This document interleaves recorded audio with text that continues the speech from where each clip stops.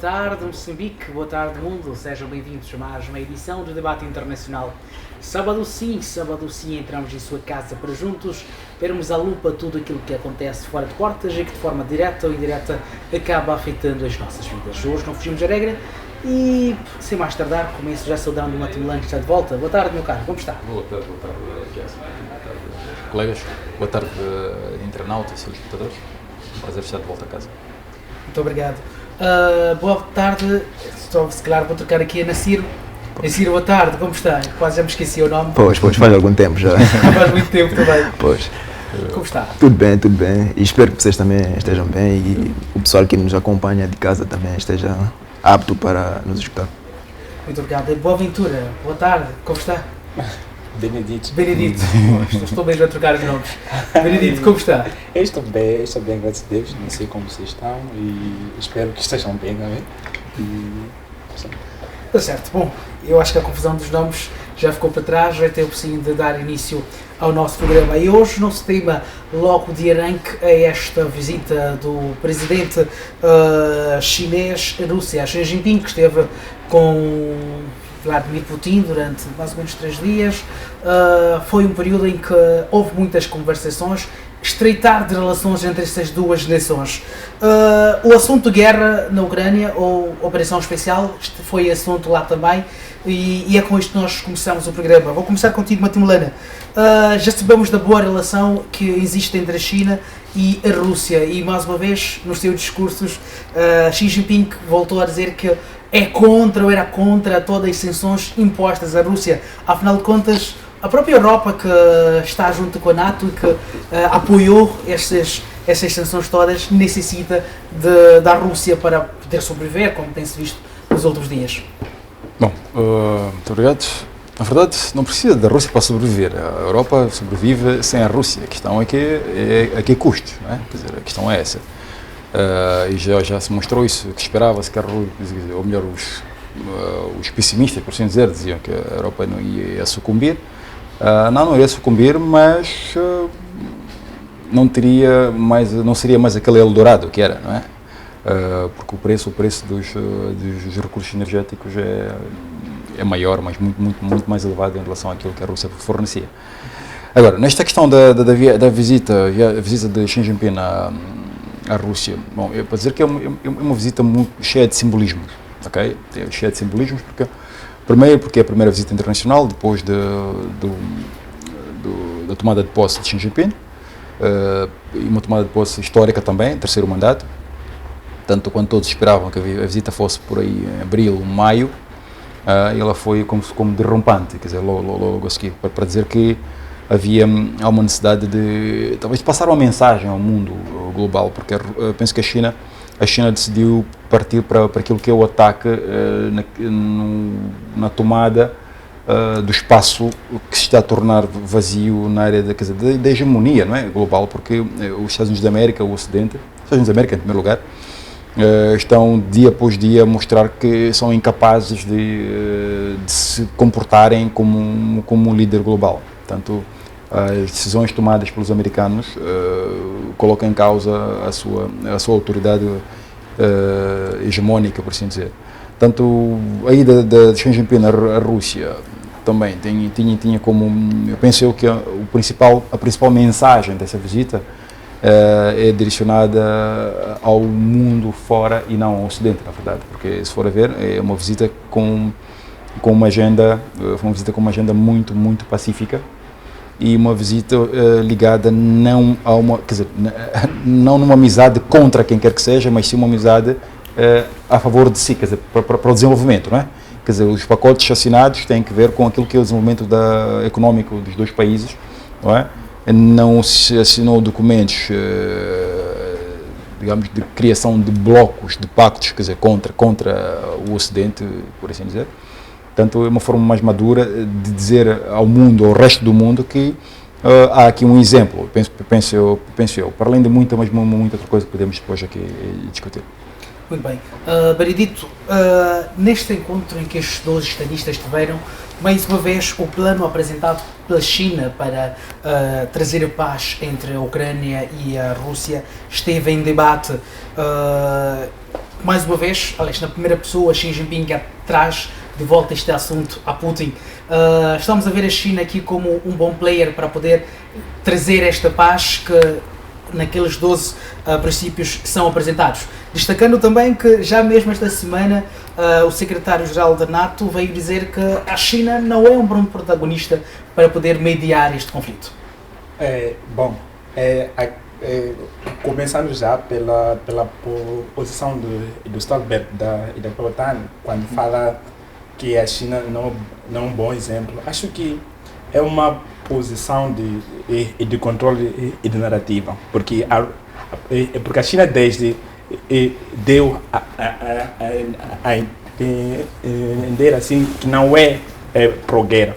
Eles queriam desempenhar um rol de pacifista. Então, esse encontro ficou assim no topo da própria agenda que o Xi Jinping queria ajudar a Ucrânia e a própria Rússia a chegar a um consenso de paz.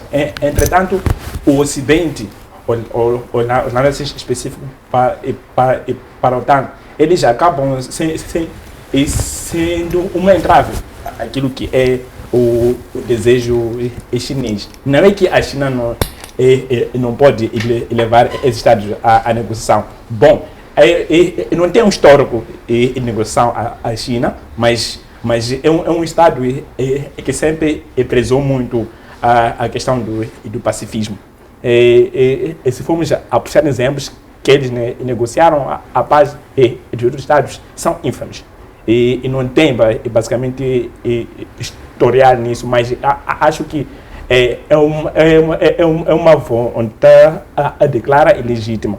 E se formos a olhar para a história, a China era neutra e é neutra a guerra na Ucrânia. Então, acho que sim, a intenção é clara e se tem interesse por detrás, isso é legítimo e são relações internacionais. Muito bem. Assim, agora vou contigo e vou pegando mesmo na mesma questão, que é o posicionamento, que é esta discussão por trás da paz na Ucrânia. Parece que a OTAN não está tão interessada em si. Parece que o discurso primário, que é uma guerra de procuração, vai se destacando muito mais após esta visita do estadista chinês, em que voltou mais uma vez a falar da questão de paz. Putin aparece também a dizer sim, eu sou a favor da paz, sempre estive disposto a conversações. No entanto, mais uma vez, vem a NATO a dizer que não, a China não é um bom protagonista para ajudar no sentido de se trazer a paz nestas duas nações irmãs. Ok. Bem, em relações internacionais, os Estados vão procurar fazer paz quando percebem que já não têm capacidade para fazer guerra.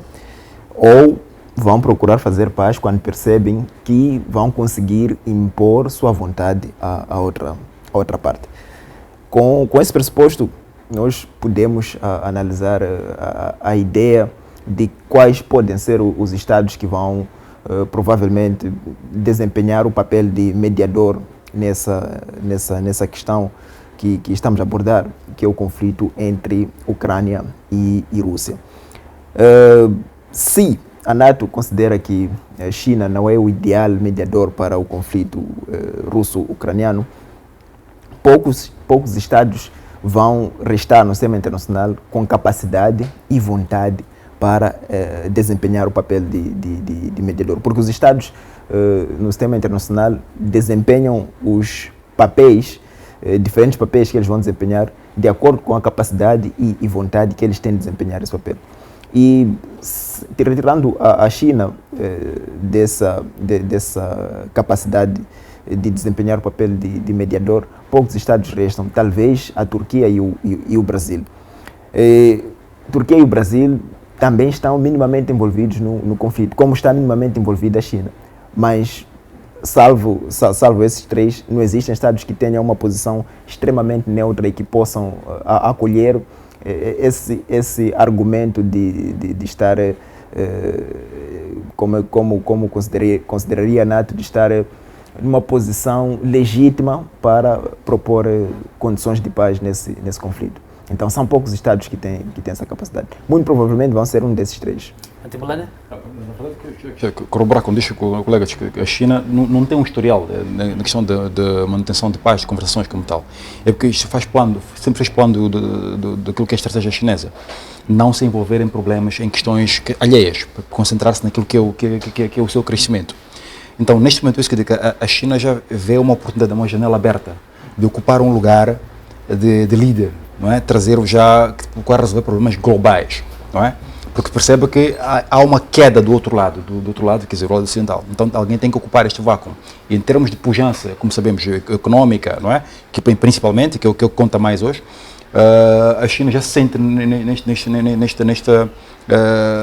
neste lugar. Agora, quando ela vai, quer dizer, obviamente que propõe isto à Rússia, os 12 pontos que a China propõe, não significam que eles devam ser implementados. São um ponto de partida. São um ponto de partida. Portanto, é por isso que quando o Ocidente diz que o plano chinês é um plano que beneficia a Rússia e não a Ucrânia, é mesmo no sentido em que no plano chinês praticamente se prevê, ou melhor, pressupõe-se automaticamente que os territórios já ocupados pela Rússia, que são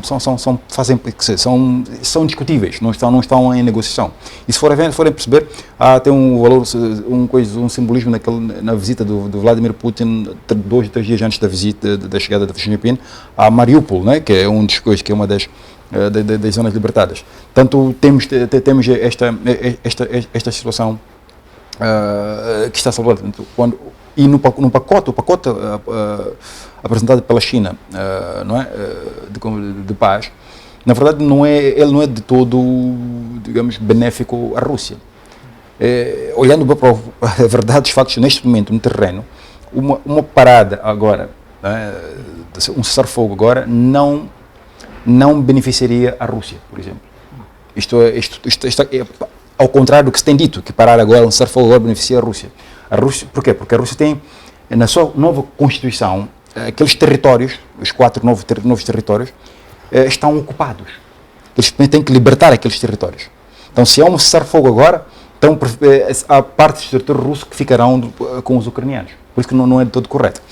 Agora, há mais dois pontos. Quer dizer, a questão da Rússia e a China estão pela paz. O Ocidente está pela guerra. O Stoltenberg, quando diz que a China não é um bom interlocutor neste território, a pergunta só é, de facto, quem mais?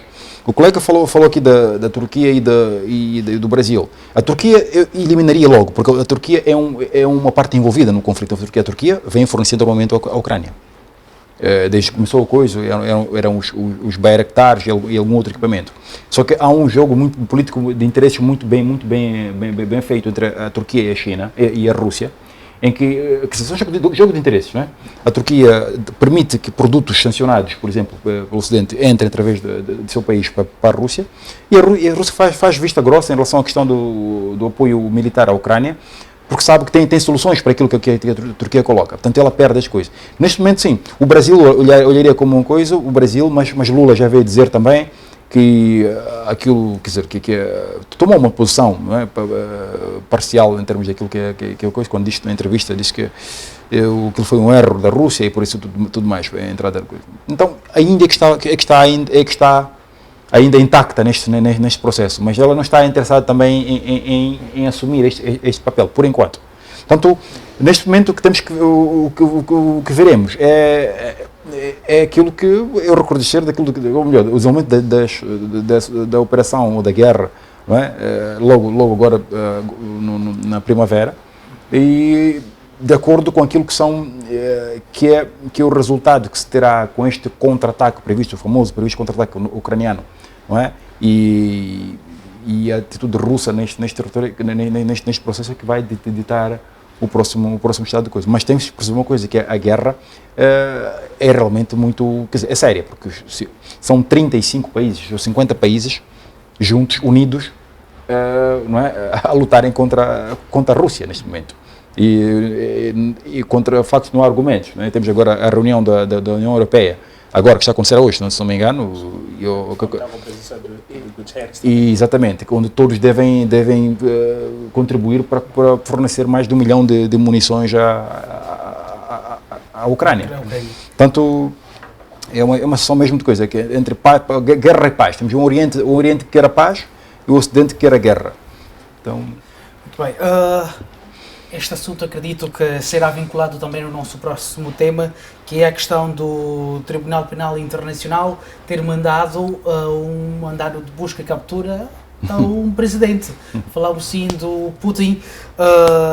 Foram várias reações, por acaso na senda da ONU, teve lá o secretário, aliás, o representante russo a dizer que não faz sentido, até porque a TPI não tem autoridade sobre a Rússia, não tem jurisdição sobre a Rússia e muitas nações não reconhecem ainda este órgão. Mesmo Biden tem aparecido a dar bem-aja a esta organização que nem mesmo os Estados Unidos reconhecem.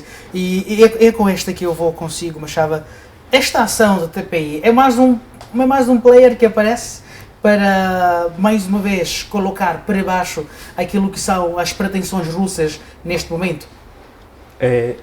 Há uma frase que eu poderia usar, que se não consegue vencer a força, abate-o pela ideologia. Aqui estão a nos dar uma imagem do Putin que é desumano. Ele não é humano, é um monstro, né? Quando surge, por exemplo, os motivos dessa busca e captura, como disseste.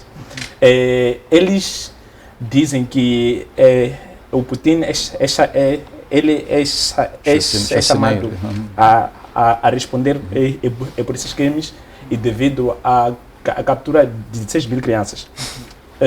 Bom, estamos em uma guerra há vítimas e a Rússia deu uma posição muito diferente do que o TPI traz, que sim, de fato, levaram as crianças, mas não para os interesses obscuros, mas para colocar essas crianças em lares seguros. Então, quando surge, por exemplo, esse TPI a chamar o Putin a responder por esses crimes, estão mais a descredibilizar a imagem dele como líder. E também isso acaba tocando um pouco ao Estado. Mas aqui temos os dois cenários, que é um mandato improvável de acontecer. Não é impossível a prisão. Não é impossível, mas é improvável.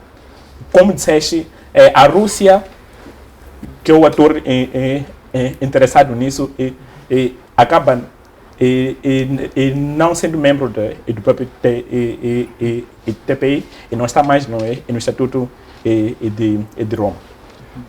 Assim como os Estados Unidos, que embora estão dizendo que essa é uma ação boa, é como se fosse uma brincadeira em casa da mãe Joana, que é um tribunal que está ali, mas ninguém quer obedecer.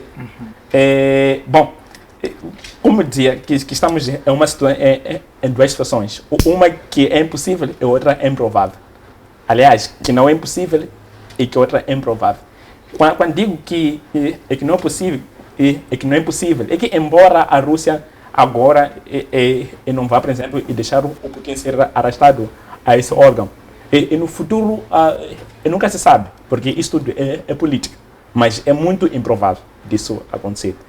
Estaremos a uma situação, por exemplo, de haver um golpe de Estado ou mesmo a mudança de regime para que esses entregassem o Putin, o que é muito impossível no momento. Bom, eu gostava de fazer isto em forma de provocação. A TPI existe desde 2012.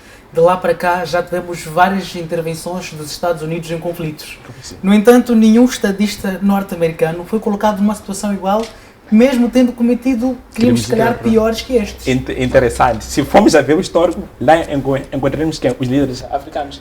Sim. ou então da Jugoslávia, Sim, né? Jugoslávia, encontramos esses. E por que não os do Ocidente?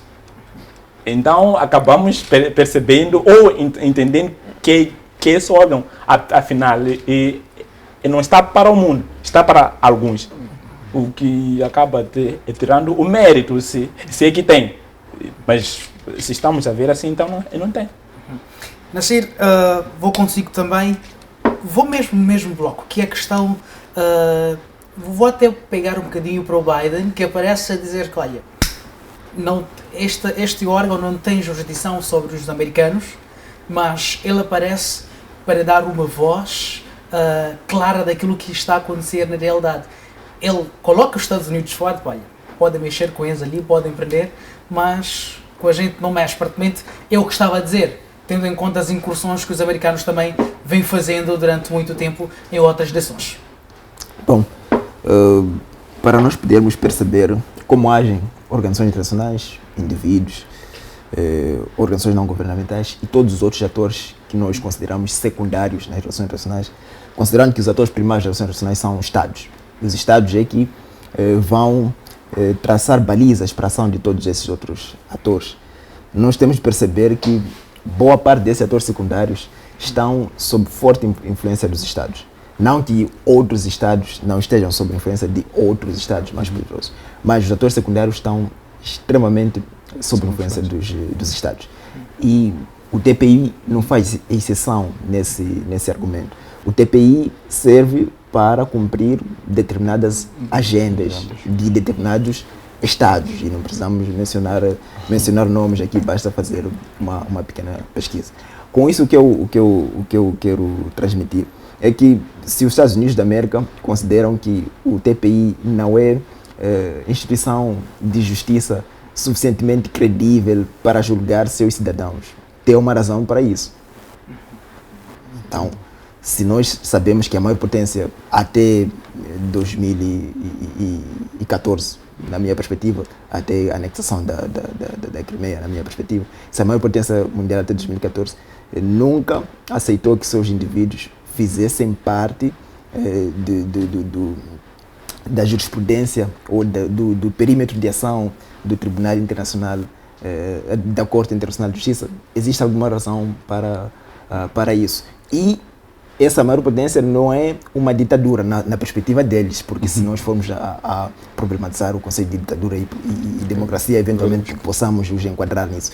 Mas os Estados Unidos da América se considera como os promotores da liberdade, da justiça. O exemplo mundial. Pois, como é que você, como um Estado que promove justiça, não aceita que seus cidadãos sejam objeto de pesquisa judicial de uma instituição de justiça? Então, esses elementos nos ajudam a perceber o funcionamento próprio da Corte Internacional de Justiça. Agora, terminando o argumento, essa decisão tem pouco conteúdo material, porque mesmo a Corte sabe que vai ser difícil prender Putin e lhe fazer ser julgado pelos crimes que ele cometeu. Eu daria... Supostamente cometidos. Pois. Alegadamente, percebendo o argumento da Corte. Yeah. Porque eu havia de sustentar isso com dois exemplos. Um prático, empírico, que foi no caso do Omar el-Bashir. Bashar Assad. Não, Omar el-Bashir, o Sudão. Sudão. Esteve na África do Sul para uma cerimônia de líderes e tinha um mandato de captura. Mas a África do Sul, coerentemente, a tradição africana, não prendeu Omar el-Bashir. Justificou que estava em outro lugar, depois disso pegou o voo. Não prendeu Omar el-Bashir. Então, depende muito da vontade dos Estados fazer cumprir a ordem da Corte Internacional. Qual é o Estado que vai querer ter um precedente de ter capturado o líder russo? É preciso conseguir primeiro fazer isso. Em suma, então podemos em linhas gerais dizer que é mais um TPI que aparece para dar notícia, mas não para fazer alguma coisa que vale. Exato. É um ponto que eu estou a trazer nesta coisa. Desculpe, é mesmo tem a ver com os dados. Vejam que fala-se de 6 mil crianças. Na verdade, o que está em causa são algumas dezenas de crianças que estavam em orfanatos ucranianos, na linha de fogo, em que, na altura, quem eram os encarregados eram os diretores dos orfanatos. Eles tinham as suas famílias, mas pela lei ucraniana podiam assumir a responsabilidade, chama-se paternidade, por assim dizer, não é? Como coisa, com seus filhos adotivos. Só quando começa a guerra, quando a guerra está aí próximo, estes pegam nas suas famílias e vão para, quer dizer, fogem, né? Vão mais para o interior, para a Ucrânia ou para a Europa, e aquelas crianças ficam na linha de fogo. O governo ucraniano não por um lado, porque lhe convinha isso, porque tem usado a população civil como escudo convinha que as crianças ficassem aí. Por outro lado, não tinha nem condições para levar a cabo uma operação dessas. Os russos tomaram aquelas crianças. São de um orfanato cerca de 36 crianças e depois mais outros que estavam em vários locais subterrâneos, né, nos edifícios, foram recolhidas. E mesmo assim, com uma linha aberta, a identificação dos pais encarregados, outros têm pais que largaram os filhos para ir fazer dinheiro, para ir trabalhar na Europa. Entrou-se em contato com eles. Há um caso muito caricato, até muito triste, em que uma mãe que já está em Israel, casada já com um segundo marido, diz que ela está bem, se o miúdo está na Rússia, ela pode ir para a Rússia, tirar o miúdo e mandar ir para a Polónia, porque ela não tem nenhum interesse em levar a criança para a sua nova vida. Portanto, a posição russa é muito simples, todos os pais que estão interessados, que querem levar os filhos, têm espaço, já há exemplos disso, abre espaço para levar. Se quiserem permanecer na Rússia, tem uma nova vida em termos de coisas. Não há nada. O que está a acontecer é uma operação especial psicológica. Por quê? Usa-se mais uma vez o fator criança. Menores sempre despoletam emoções muito fortes a qualquer pessoa, qualquer indivíduo. Isso sempre funcionou. Se formos ver quando do ataque, por exemplo, do Trump à Síria, quando Trump, o único ataque que fez com os mísseis, o que ele disse? Que a filha trouxe-lhe imagens de crianças maltratadas por Bashar al-Assad. Quer dizer, crianças. É o único argumento que está aqui. Porque se fosse para mandato de busca e captura, tendo em conta que aqueles casos hediondos que foram imputados a Vladimir Putin, de crimes de guerra, das valas,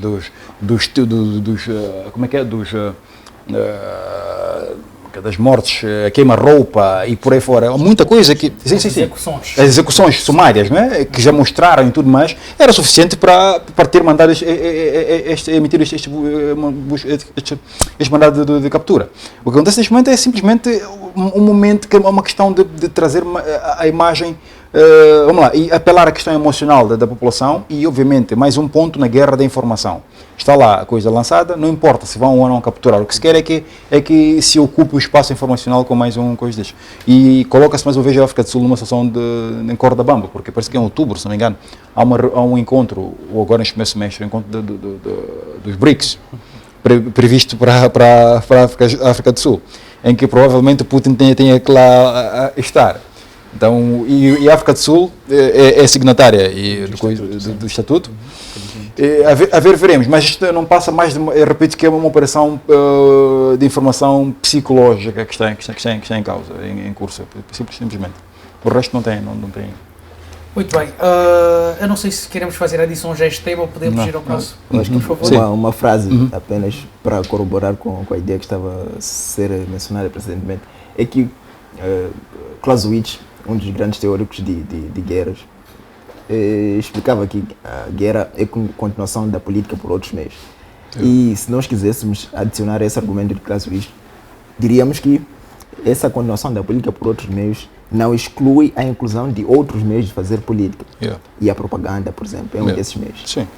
E o que acontece nas guerras é também, passa a repetição, a guerra de narrativas. É só lembrarmos do exemplo da Guerra Fria, por exemplo, passa a repetição de novo. Nós tínhamos o quê? Para os capitalistas, tínhamos o mundo do bem e o mundo do mal, onde os capitalistas representavam o bem e os socialistas o mal. E para os socialistas era o mesmo. Os capitalistas eram os maus e os socialistas os bons. Mas, na verdade, numa situação de guerra, dificilmente nós vamos encontrar os bons e os maus. Todos estamos a nos matar. Quem é bom e quem é mau? São vidas. Pois, não, mas aqui é um momento que nunca aconteceu na história das guerras, ou pelo menos recentes, né, da humanidade. É que sempre houve espaço para que ambas as partes pudessem verificar o que acontece no mundo do outro lado. E nesta guerra, temos uma situação em que há um bloqueio total, absoluto, da narrativa do outro lado. Os correspondentes de guerra, não é? Os jornalistas imparciais, por isso, não é? Sempre tiveram acesso aos dois lados. Mas nesta guerra, o que vemos já desde o início é que o que se fez em primeiro lugar foi abater toda e qualquer possibilidade de aceder à informação do outro lado.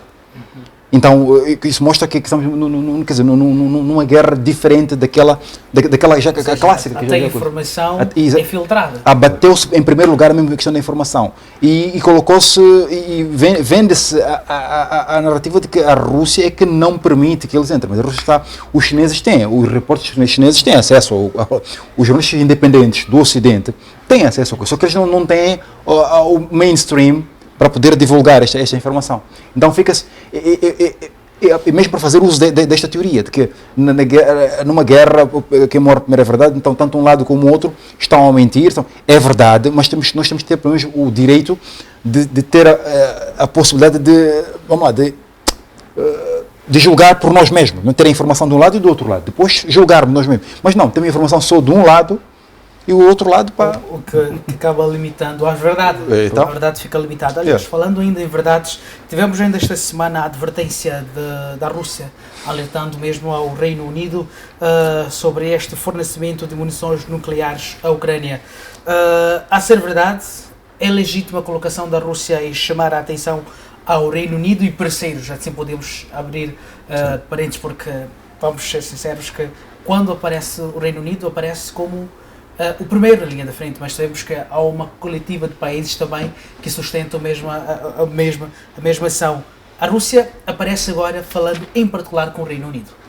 Não, mas isso na verdade, o que está a acontecer para o Ocidente está cada vez mais irracional, está a tomar decisões cada vez mais irracionais, na verdade, porque o fornecimento deste tipo de armamento, que não é a primeira vez, já se usou, já usaram este armamento com o urânio empobrecido na Jugoslávia, começou no Vietnã. No Vietnã, as bombas de cassete, na Jugoslávia, dados claros, é só quem não tem preguiça que pesquise em termos de número a quantidade de casos de doenças cancerogéneas, não é? De cancro, quer dizer, a Jugoslávia, a Sérvia, não é? A Jugoslávia lidera na Europa em quantidade de coisas, de casos de doenças cancerogéneas, de cancro. Os soldados da própria NATO, italianos e por aí fora, cerca de 400 soldados que tiveram vários cancros e metade morreu, porque vem dizer hoje que aquelas munições são, mais uma vez prova que não há rastro no que eles fazem agora, que não são nocivas, mas sabe-se que há um pó que depois se liberta depois do uso do embate daquelas armas, que fica no solo, e este solo fica contaminado durante décadas. Portanto, nem sequer os tais cereais que querem da Ucrânia, por exemplo, não poderão ter, porque os solos estarão contaminados. Portanto, e quando o Vladimir Putin diz que, de facto, com esta afirmação, com este intento, este objetivo do Ocidente, da Inglaterra, em colocar essas munições no território ucraniano, está-se a confirmar mesmo a máxima de que eles querem lutar contra a Rússia até o último ucraniano. Não é? Quer dizer, em termos de... É mais um crime de guerra, na verdade, isto é claríssimo. Mas entende-se também porquê, porque a Rússia obrigou a que eles, todo tipo de material de armamento convencional já tivessem colocado. Aliás, a tal cimeira que está a acontecer hoje é mesmo por causa da questão do fornecimento de munições à Ucrânia. As munições que restam, não é, no Ocidente para fornecer de forma rápida e barata à Ucrânia são munições ou essas nocivas, nucleares, radioativas, ou de longo alcance, ou de uma tecnologia ainda muito maior. O que, a ser aplicado, automaticamente leva ao escalonamento do conflito, não é? Quer dizer, e a resposta russa, como se disse, não vão ser sem uma resposta, sem colocar a questão já nuclear no terreno. Portanto, como eu disse, eu tenho dito geralmente, de outra maneira, o Ocidente nesta guerra já está a ganhar. Está a ganhar porque está a fazer de tudo para que o povo eslavo, porque esta é a guerra das civilizações, já se esteja a matar. Portanto, o saldo para o Ocidente, no fim disto tudo, será sempre positivo. Certo. A ameaça direta por parte do presidente russo vai revirar. Durante muito tempo a Rússia buscou mais uma advertência, mas não no sentido de se você fizer, eu vou para cima. E desta vez o presidente russo foi direto, vamos responder. A Rússia está a mostrar mais uma vez, ela está a mostrar desta vez que já percebeu que o conflito não é com os ucranianos, mas sim é mesmo com todo o Ocidente no geral.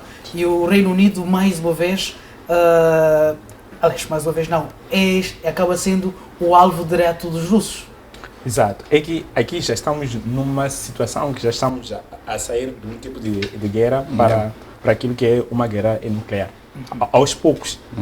Eu acho que tudo começa de um lado. Então, se o governo de Sunak agora está a dar armas nucleares, aliás, essas munições à Ucrânia, o é que se espera, por exemplo, que a Rússia faça? A Rússia tem que reagir com o mesmo tipo de armamento, o que já estamos, de fato, já a um outro tipo de guerra. Se recordarmos há tempos, o Ocidente criticou muito o Irão por oferecer drones kamikazes à Rússia, aliás, de vender à Rússia. E por que tem que ser agora o contrário? Uns podem oferecer armas e outros não. Então, essa é uma atitude criticável. E nós se olhamos para a reação do Putin, é legítimo, porque a direção de guerra dele é contra a Ucrânia e não tem nada a ver com o uso do armamento nuclear. Não, aquilo é uma guerra que tem intenções claras e não é direcionada a civis, é direcionada a um regime. Por que agora, por exemplo, com o uso de armas nucleares, é que tem efeitos a longo prazo? Como estava a dizer o Matemlano, aquilo tem efeitos a longo prazo. Não é uma coisa que se te mata hoje e você morre, não. Eu te mato com pessoa, mas os efeitos ficam para aquilo que são as gerações futuras. Então, a reação do Putin é legítima e acho que é responsabilidade da OTAN ver a que passos eles estão, porque eles diziam que o Putin ameaçava usar armas nucleares, mas são eles que estão a começar, o que já é uma controvérsia clara daquilo que era a posição deles. Mas, olhando esta movimentação toda, não estamos já a dar espaço para uma provável terceira guerra mundial? Não sei se é prematuro dizer isso, mas já está em curso. No que eu vejo é prematuro. Embora haja indícios, mas não são indícios de uma guerra, de uma terceira guerra nuclear, porque essa é uma guerra que ainda é possível se negociar, dependendo da vontade de um lado, porque a Rússia já deu espaço, mas por exemplo, a Ucrânia diz que só pode entrar nisso em caso e deve retirada dos militares russos. Então já não há negociação, já é fim de uma guerra. Essa pessoa se retira. Então acho que ainda não estamos numa terceira guerra mundial. Exatamente. Estaremos a correr muito para uma guerra que não digo que nunca voltará a acontecer, mas os Estados têm já aquilo que é o conceito básico do que uma terceira guerra faz, os efeitos que tem. Então agora é muito prematuro. Muito bem, vamos continuar ainda tocando na questão da Ucrânia e tivemos já esta semana passada, a Ucrânia vinha atacando sim a região de Crimeia, o que obrigou a Rússia também a contra-atacar. Desta vez ataca Kiev com drones. Isto é uma resposta direta àquilo que acaba sendo a incursão ucraniana. No entanto, quero puxar um bocadinho mais para a história recente. Se não estou errado, foi entre novembro e dezembro que o presidente ucraniano veio dizer que o fim da guerra começará com a tomada de volta de Crimeia, No entanto, estamos a ter uma Ucrânia também a atacar exatamente esta Crimeia. O que é que isto está a significar na Síria? É um desespero da Ucrânia numa situação de encruzilhada, ou estamos mesmo perante um desespero de um presidente que só lhe resta receber e perder? Ok. Para responder a esta questão, eu havia de fazer recurso a um argumento que existe face a quem está a tomar as decisões ucranianas na guerra russo-ucraniana ou na operação especial russa, dependendo do ponto de vista. Do ponto de vista ideológico. Pois. Então, mas se há confrontação de partes, eu prefiro chamar de guerra. Então, há proposições de que as direções, a estratégia de guerra é tomada em Washington ou em Londres, eventualmente em Paris. Em Bruxelas. Pois. Então, se assim for, o que se diz, e nós temos vindo a verificar, é que, na prática, boa parte das decisões ucranianas tem vindo a sacrificar o Estado ucraniano e o povo ucraniano. Porque é uma questão que não se faz muito agora, mas que já devia ter começado a se fazer, e depois da paz, quem vai pagar o preço da reconstrução da Ucrânia? Agora existem mais de 8 a 10 milhões de ucranianos que saíram da Ucrânia. Como é que vai ser feita a gestão da volta desses cidadãos, eventual volta desses cidadãos para a Ucrânia? Agora, perguntou se estaria a Rússia a reagir a esses ataques. Existe um outro argumento que eu julgo razoável, é de que a Rússia está a fazer uma guerra com a mão atrás. Isso é, não está a usar toda a sua capacidade militar. Então, quando há esses ataques que alguns poderiam usar cirúrgicos, se quisermos usar essa tecnologia começada no Médio Oriente, ataques cirúrgicos a Kiev, podemos de alguma forma considerar que são uma resposta a esses ataques que a Ucrânia está a fazer, no sentido de que a Rússia diz que há limite até onde você pode atacar, porque se isso acontecer, nós somos capazes de fazer um pouco disso, porque existe capacidade russa de fazer ataques de envergadura que podem colocar as partes na mesa de negociação no dia seguinte. Entretanto, esses ataques podem ser contraproducentes se considerarmos a opinião pública global, etc. Exatamente. Mas em termos materiais, técnicos e militares, existe essa capacidade. Então, podemos sim considerar que são uma espécie de resposta para a Ucrânia. E é por isso que a Ucrânia ainda não atacou diretamente o território da Federação Russa, não incluindo os anexados. Que só a parte fronteiriça só é que fez a coisa. Teve alternativas. Um ataque a Leningrado, por exemplo, ou um ataque a Sibéria, um ataque a Moscou, porque existiriam consequências. E eles têm consciência disso. Muito bem. Desculpe, só para dizer uma coisa. Eu ia discordar do colega quando diz que a Terceira Guerra Mundial não está em curso. Ela está em curso. As guerras acontecem de várias maneiras, não é? Como diz, a Terceira Guerra Mundial está em curso. Ela é na questão militar e ela é económica, primariamente. E porque está a acontecer agora, há uma mudança tectónica de geopolítica. Isso não acontece sem sangue, por assim dizer. O sangue, neste caso, temos a questão do sangue derramado na Ucrânia, não há dúvidas, mas é o sangue financeiro que está, não é? Está a acontecer. O que não está a acontecer ainda é a famosa Primeira Guerra Mundial Nuclear. Quer dizer, isto é que está, vai sendo para lá, né, aos poucos. Concordo com o colega quando diz que, de facto, a Rússia não está a usar, e segundo expertos e todas as coisas, a Rússia não está a usar nem 20% do seu poderio, da sua capacidade militar. E isto é usado na narrativa da propaganda como um fator de fraqueza russa em relação a coisa. Não, é que a Rússia sabe que está num tabuleiro de xadrez. E se ela começa a colocar tudo o que tem na Ucrânia, ela percebe que, quer dizer, com os seus principais inimigos, com os seus principais antagonistas, quer dizer, ela poderá estar praticamente escancarada. Eles terão acesso àquilo que ela pode fazer. Mesmo agora, quando estamos todos à espera que Bakhmut caia, e a Rússia não consegue fazer cair Bakhmut. Não. É que, tática, estrategicamente, aquilo, ela não tem necessidade de porque cai Bakhmut não muda nada naquilo que é a operação especial militar. Então, há uma narrativa na mídia cria essa opinião pública, uma expectativa tal que olha, a Rússia tem que agora tomar aquilo. Diz que não, vamos por partes. Porquê? Porque a Rússia tem consciência de que é preciso que a indústria esteja a funcionar plenamente, que o país esteja a funcionar, não é, normalmente, e isso, se ela entra, como se diz, que põe todas as cartas na mesa, e pode colocar em causa a questão da socioeconómica, quer dizer, não sei coisa. Então, é uma guerra muito inteligente neste momento. Está a acontecer neste momento aquilo que chama-se de acumulação de recursos. Tanto, por um lado, ainda hoje está a ouvir o Medvedev a dizer que só agora, nestes 3 meses, a Rússia já produziu 1.500 tanques. 1.500 tanques. Pouquíssimo tempo. Ok?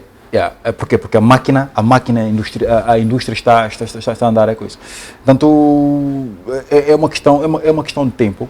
Agora, os ataques ucranianos com os drones, a Crimeia e a resposta russa, de facto, é uma questão cirúrgica mesmo, para mostrar que ainda existe, quer dizer, porque se a Rússia coloca tudo agora, arrebenta com aquilo tudo, quer dizer, depois amanhã já não sabe o que fazer, não é? O edifício estatal em Kiev ainda está intacto, quer dizer, que todo mundo, os mais ativos, os mais ásperos na Rússia, esperam que a Rússia ataque aquele território. E dizem como é que a Rússia dá espaço aos dirigentes europeus para irem lá passear e mostrar, quer dizer, porque a Rússia sabe, conhece os mecanismos, a trajetória, a logística toda que leva aqueles líderes todos lá para a Ucrânia, a Rússia conhece. Mas não abate por como que é essa questão, quer dizer, por isso que, e mais ainda, para fazer jus ao título que dá aquela operação, que é a Operação Especial Militar, ainda não é guerra. Quando ela intitular aquilo de guerra, veremos o que será. Bom, vamos continuar mesmo a falar de uma provável guerra. Escuso-me aqui a tecer opiniões neste sentido, mas gostava de trazer aqui uma outra nota que foi-nos dada durante esta última semana, que é a questão dos mísseis, de um teste feito pelos norte-coreanos, de um míssil que pode atingir os Estados Unidos em apenas 33 minutos. Uma simulação feita e dados apresentados pelos chineses. É aí onde eu vou. Fechou a possibilidade de uma provável terceira guerra mundial, mesmo a Tibulana nos apresentando aqui a possibilidade, mas eu vou mesmo nesta linhagem. A Coreia mais uma vez mostra que é uma nação pronta para qualquer intervenção, pelo menos direta, com os Estados Unidos, num período em que praticamente Seul e Washington estão sempre a fazer testes também em conjunto. Esta simulação é uma mostra clara, mais uma vez, de que a qualquer momento pode incluir uma guerra. É interessante. Nos jornais escreve-se assim: Coreia do Norte tem um míssil que pode atingir Washington em 33 minutos. Sim. E não se escreve que Coreia do Norte tem um míssil rápido. Escreve-se que pode atingir os Estados Unidos em 33 minutos. A ideia aí não é demonstrar a capacidade do míssil em si. É demonstrar a capacidade que a Coreia do Norte tem de atacar Washington. E ainda diz de atacar o centro do Washington. O centro do Washington. O que é interessante. Se formos a ver no ano passado, a Coreia do Norte fez teste de 90 mísseis. Fez teste 90 vezes. Ou seja, esse Estado só está a viver para testar mísseis. É o que dá a impressão. Sim. As alimentares. Exatamente.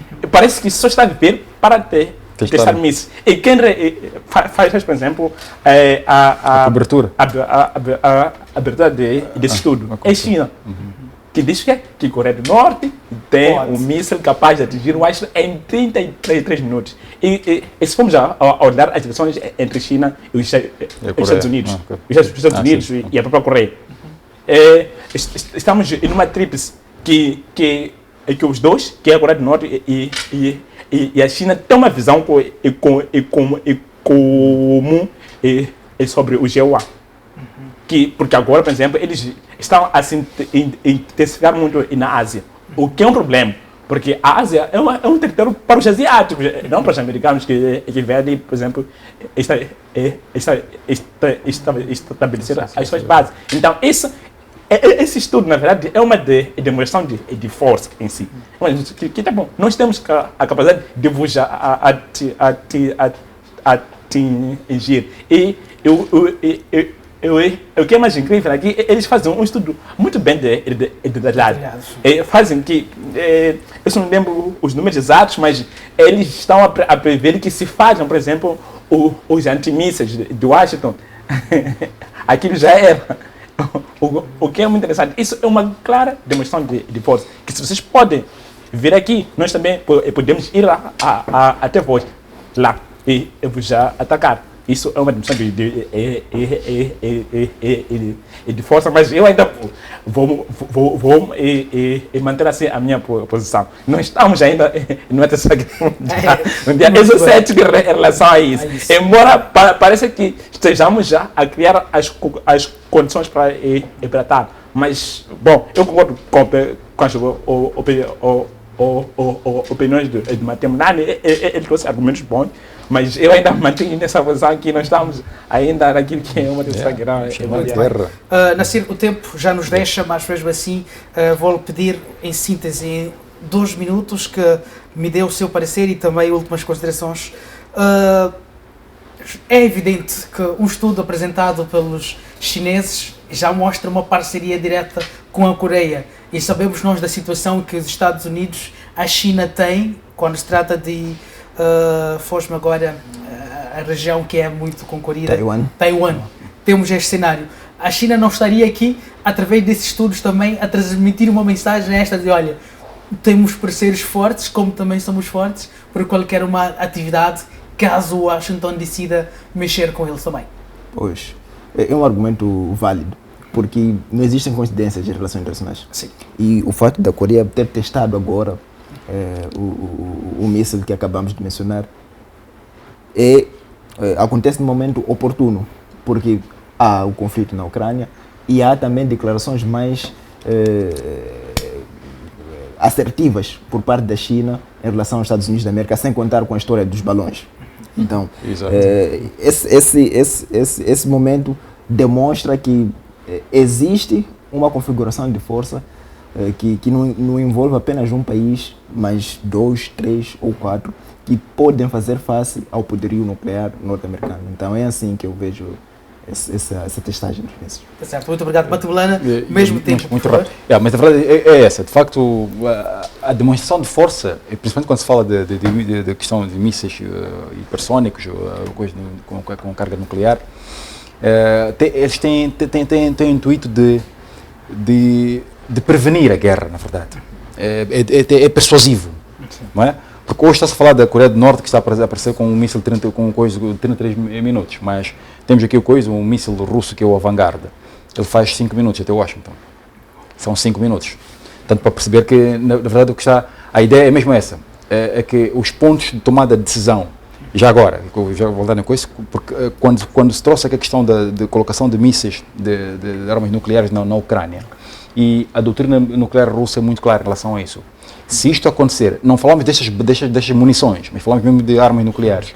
A Rússia não vai atacar, a doutrina militar não diz isso, não vai atacar a Ucrânia. Vai atacar os pontos de tomada de decisão, os donos dos mísseis nucleares. Portanto, aí, praticamente, já se percebe que está-se a usar a Ucrânia para uma guerra nuclear, usar um país não nuclear para uma guerra nuclear. Então, a resposta russa é em relação aos países, não em relação às munições. Aquela resposta de Vladimir Putin, aquela declaração de que vai dar uma resposta, tem uma resposta para dar, não significa necessariamente que a Rússia vai... Tem técnicas, tem tecnologias, tem mecanismos apropriados para dar resposta a isso, é nesse sentido. Mas não porque vai repostar com questão nuclear ou coisa. Quando começar a guerra nuclear, de facto, quem recebe primeiro são os pontos de tomada de decisão. Isso é certo. Muito obrigado. Machava, muito obrigado. Nassir, muito obrigado. Matebulana, muito obrigado.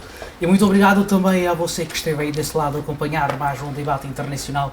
O tempo, infelizmente, mais uma vez foi curto, não foi suficiente para trazer tudo, mas para a semana teremos mais e, sem dúvida, você é o nosso principal convidado. Tenho dito, agradeço e bom final de semana.